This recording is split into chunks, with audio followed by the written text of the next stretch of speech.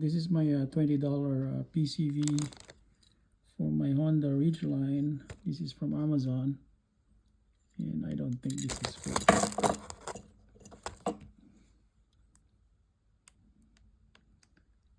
Okay, I think there's a I think it's PEC Electronics, I guess PEC Japan. Replace the PCV valve. It's just over here. Gonna use the number 10.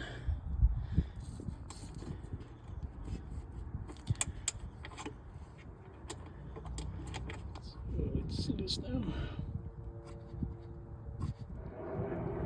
Just pull it out. They have the same marking. PEC Japan. Part number. This one, the O-ring is good. This one, the O-ring is flat. This is my replacement O-ring temporarily. And some dish soap, and then put it in.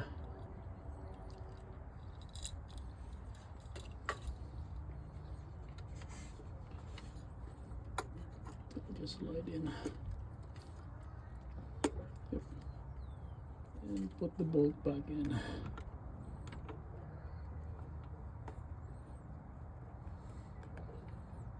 The PCV fix and valve cover gasket fix, there's no more leaks.